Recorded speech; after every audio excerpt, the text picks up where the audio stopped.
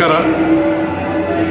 ದೇವರ ದಾಸಿಮಯ್ಯ ಜಯಂತಿಯನ್ನು 23/3/2026 ನಾವು ಕೋಟೆ ಆಂಜನೇಯ ಸ್ವಾಮಿ ದೇವಸ್ಥಾನದಿಂದ ಮೆರವಣಿಗೆಗೆ ಚಾಲನೆ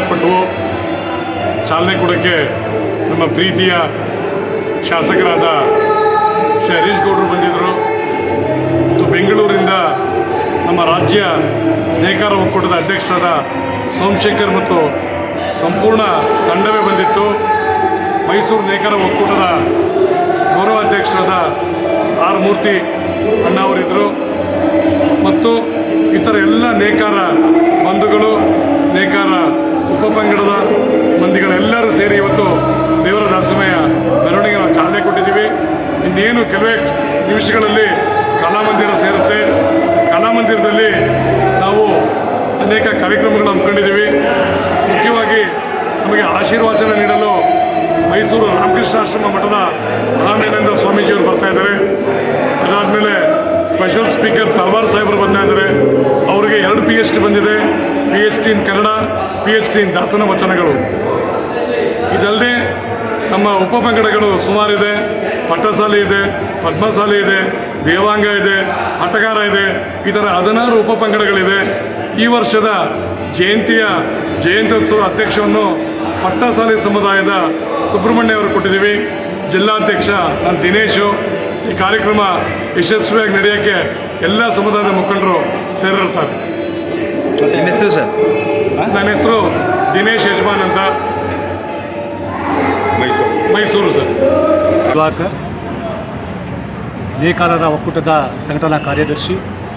ಈ ದಿನ ಆದಿವಚನಕಾರ ಶ್ರೀ ದೇವರ ದಾಸಿಮಯ್ಯ ಜಯಂತಿಯನ್ನು ನಗರಾದ್ಯಂತ, ರಾಜ್ಯಾದ್ಯಂತ ಭಾಳ ಅದ್ಧೂರಿಯಾಗಿ ಆಚರಿಸ್ತಾ ಇದ್ದೇವೆ. ಈ ದಿನ ಮೈಸೂರು ನಗರದಲ್ಲಿ ಕೋಟೆ ಆಂಜನೇಯ ಸ್ವಾಮಿಯಿಂದ ಮೆರವಣಿಗೆ ಪ್ರಾರಂಭ ಮಾಡಿ ಕಲಾಮಂದಿರದಲ್ಲಿ ಸಾಂಸ್ಕೃತಿಕ ಕಾರ್ಯಕ್ರಮಗಳನ್ನು ಏರ್ಪಡಿಸ್ತಾ ಇದ್ದೇವೆ. ಶ್ರೀ ದೇವರ ದಾಸಿಮಯ್ಯನವರು ನೇಕಾರ ಸಮುದಾಯಕ್ಕೆ ಸೇರಿದವರು. ನಮ್ಮಲ್ಲಿ ಸುಮಾರು 62 ಉಪಪಂಗಡಗಳಿದೆ.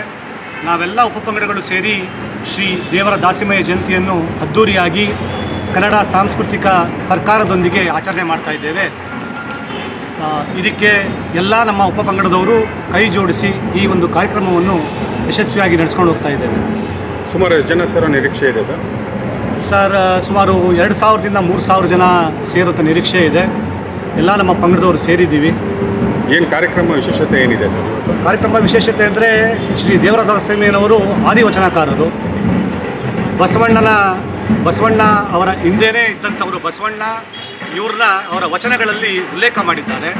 ಇವರ ವಿಶೇಷತೆ ಏನಂದರೆ ತಮ್ಮ ದಾಂಪತ್ಯ ಜೀವನವನ್ನು ಸಹ ವಚನಗಳಲ್ಲಿ ಹೇಳಿ ಎಲ್ಲರೂ ಸಹಬಾಳ್ವೆಯಿಂದ ನಡಿಬೇಕು, ನಮ್ಮ ಸಮಾಜ ಸುಖವಾಗಿರಬೇಕು, ಸಮಾಜ ಇರಬೇಕು ಅಂಥೇಳಿ ಇವರು ಆಗಿನ ಕಾಲದಲ್ಲೇ ವಚನಗಳನ್ನು ರೂಪಿಸಿ ನಮ್ಮ ಇಡೀ ಸಮಾಜಕ್ಕೆ ಕೊಟ್ಟಿದ್ದಾರೆ. Thank you sir. ಧನ್ಯವಾದಗಳು. ಒಂದು ನಿಮಿಷ. ಹಾಂ, ನನ್ನ ಹೆಸರು ಮಂಜುಳಾ ಅಂತ, ನಾನು ಅಧ್ಯಕ್ಷೆ ನೇಕಾರ ಒಕ್ಕೂಟ ಮಹಿಳಾ ಒಕ್ಕೂಟಕ್ಕೆ. ಇವತ್ತಿನ ಕಾರ್ಯಕ್ರಮ ನಮಗೆಲ್ಲ ಹೆಮ್ಮೆ ವಿಚಾರ ಏನಂದರೆ ದೇವರ ಆದ್ಯವಚನಕಾರ ದೇವರ ದಾಸಿಮಯ್ಯ ಜಯಂತಿನ ಸುಮಾರು ನಾವು ಹಲವಾರು ವರ್ಷಗಳಿಂದ ಆಚರಣೆ ಮಾಡ್ಕೊಂಡು ಬರ್ತಾ ಇದ್ದೀವಿ.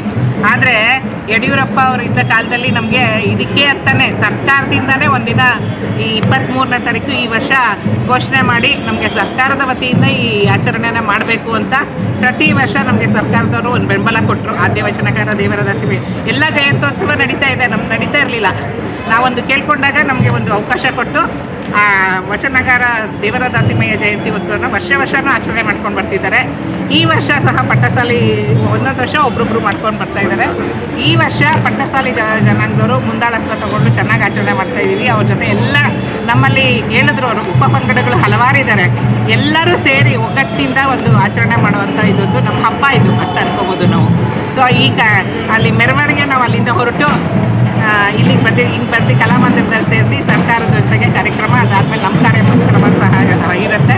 ಎಲ್ಲರಿಗೂ ಸನ್ಮಾನಗಳು ಮಾಡ್ತೀವಿ. Thank you sir.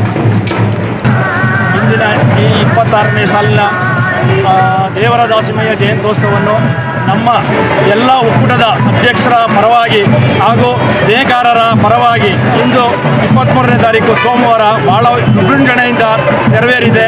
ಇದಕ್ಕೆಲ್ಲ ಸಹಕಾರ ಕೊಟ್ಟ ಎಲ್ಲ ನೇಕಾರ